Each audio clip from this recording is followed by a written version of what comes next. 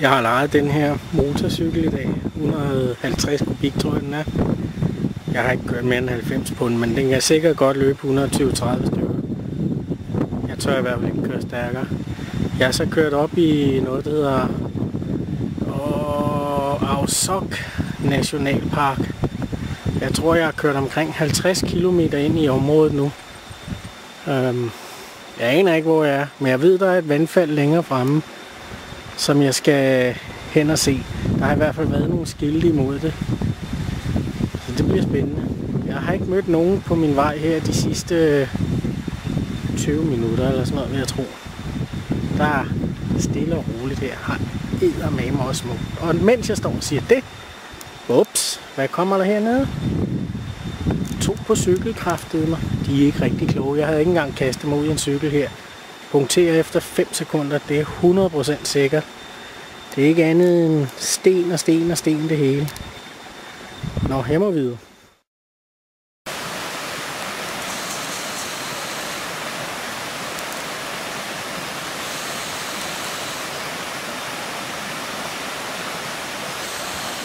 Jeg er gået 5-6 minutter nu. Og jeg er bare så smukt. Og prøv at høre. Fugle og vandfald og alle mulige mærkelige ting, der siger lyde. Det er lige mig, det her.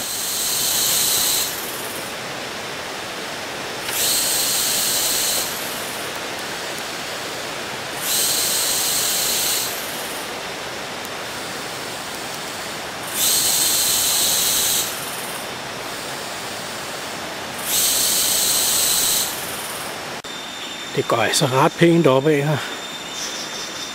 Jeg har i hvert fald gået opad i 5 minutter nu. Og det er den vej der opad. Altså, det her, det er vandret. Det er den vej, vi skal opad. Og en fantastisk støj af de her cikader, eller hvad det er for noget, der sidder og larmer. Prøv at høre, hvordan det fløjter. Det lyder ligesom en alarmklokke eller sådan noget. Det er det ikke. Det er en eller anden græshoppeart eller cikade eller hvad fanden det er, der siger sådan. Det er altså sindssygt det heroppe. Jeg sveder som bare helvede. Det er næsten ligesom det vandfald, jeg var på vej op til ved Pukki dengang. Men det her, det er bare lidt mere vildt. Og jeg har aldrig i mit liv set så høje træer. Det kan godt være, at jeg ikke kan se det på det her, men kraft, der er lidt med høje. Og jeg ved det ikke, men jeg tror ikke engang, jeg har gået halvvejs op ad bakken endnu. Og jeg sveder, det gør jeg sgu.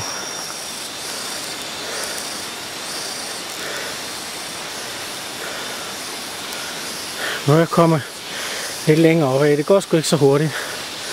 Og jeg har varmt som bare helvede. Jeg kan næsten ikke få vejr, og jeg sveder. Kameraerne dukker til. Man skal hele tiden tørre dem af.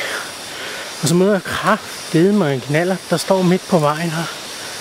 Det må være en stuntmand. Jeg skulle fandme gale mig ikke nyde noget.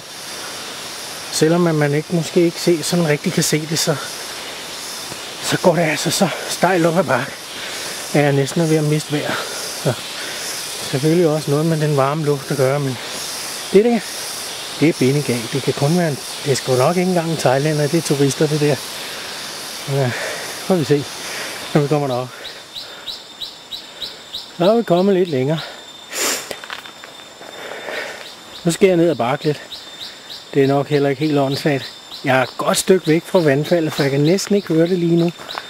Men det er altså det, jeg skal hen imod. Nu bare se her. For det her, det er bindegalt. Det er altså den vej, jeg skal op. Deroppe et eller andet sted skal jeg op. Så er jeg henne i nærheden af vandfaldet igen. Så skal jeg, tror jeg er ned over den der lille satan der. Og så går jeg ud fra, at jeg bare skal følge vandfaldet deroppe. Jeg kan se vandet nu. Det kommer fra flere retninger, så jeg må være i den rigtige retning. Vi ser på det.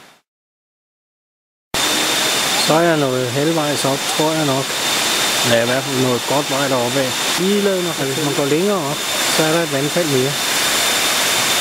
Så det er vel bare det, man gør. Det der, det er vejen deroppe. Så det er det, vi gør. Det kan vel ikke blive meget mere sjovt.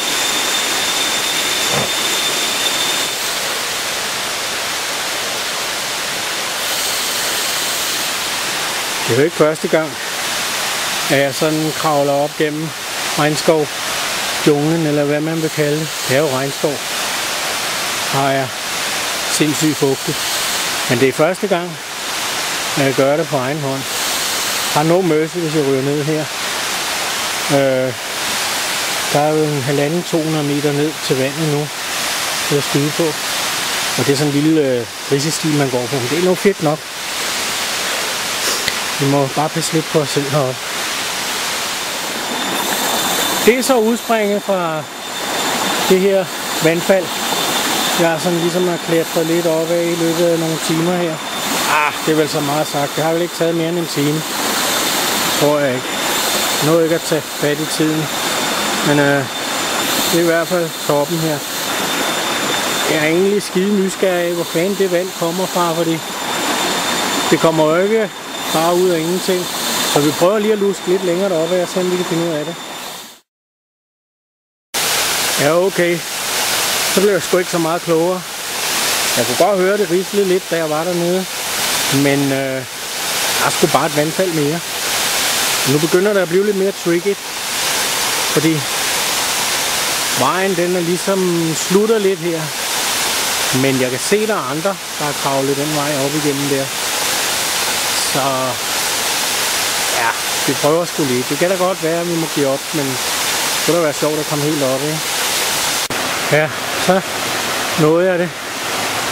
Endelig. Siden sidst jeg sagde noget, hvor jeg troede, jeg var ved det sidste vandfald, der blev jeg sgu slemt overrasket. Og der var lige en tur mere opad. Og ja, altså, det er det her, jeg er kommet op igennem. Nu tror jeg til gengæld ikke, at jeg kan komme så meget længere opad, fordi det kunne godt se ud som om, at jeg er oppe på toppen af bjerget. I hvert fald nogenlunde. Træerne ser ud til at... Det ser ikke ud som om, der er så meget mere bakke. Der hvor bakken er, tror jeg ikke kommer med vand i hvert fald. Men vi går op og kigger på det. Intet skal være lavet usagt i den her verden. Ja, okay. Så tror jeg sgu, jeg giver op. Der er kraftedeme meget mere vandfald, end jeg havde regnet med. Lige så langt øjet rækker, går det opad. Og jeg ved ikke, om I kan høre op i luften. Det buller, og det er trukket over. Det er overskyet. Så med muligheden for, at det skal begynde at regne, og det tordner. Torden er jeg sgu sådan set ligeglad med. Men regnvejret er jeg ikke helt ligeglad med, fordi det, jeg har kravlet op af nu, det har jeg af gode grunde jo ikke kunne filme. Men det har været mere eller mindre mudder med nogle former for stigninger og trapper i. Så det kunne jeg forestille mig, at hvis det begynder at regne, og når det regner her i Thailand, i hvert fald i den her del af landet, så vælter det altså ned. Der kommer lynhurtigt 50-100 mm på en time, og så er jeg ret sikker på, så kommer jeg fandme ikke helt ned herfra, uden at ryge på røv og albue nogle gange i hvert fald. Så nu vil jeg pakke alt mit grej ned i min taske, spænde den forsvarligt fast på ryggen, og så vil jeg kravle nedad, fordi jeg skulle også gerne nå hjem igen til fyreaften, han har sagt. Men der er ikke noget telefonsignal herude, så jeg kan jo ikke engang ringe hjem og sige, hvor fanden jeg er henne. De ved faktisk ikke, at jeg har kørt herop. Så jeg må nok hellere gøre det, som umiddelbart er det mest forsvarlige. Men vi kan lige kigge på himlen heroppe. Det ser lidt truende ud, ikke? Jeg tror faktisk, jeg skal til at lidt røven og komme ned nu. Rokker over. Ibrane Kajo. Farvel og tak. Jeg har alligevel stoppet lidt op på vejen nedad. Fordi mens jeg har gået her, jeg har jo været meget stille, så jeg skulle løbe ind i en flok aber. Jeg tror desværre, de har opdaget mig. De sidder over i træerne endnu, og I kan nok ikke se dem. Men de sidder helt stille nu. Lige før, inden jeg nåede at få kameraet frem. Der lavede de en helvedes ballade og kastede noget ned i vandet. Men jeg tror ikke, at de har hørt mig. Det kan godt være, at de har set mig. Jeg ved det sgu ikke. Men vandfaldet giver mig jo en vis beskyttelse i form af larm i hvert fald. Så gå lidt ned, og se om jeg kan finde dem. Ja, de er altså enten stukket af, eller også så sidder de helt stille oppe i nogle træer, hvor jeg ikke kan se dem. Så jeg lukker sgu bare ned og fiser nedad igen. De er nok nedad, end jeg er under alle omstændigheder.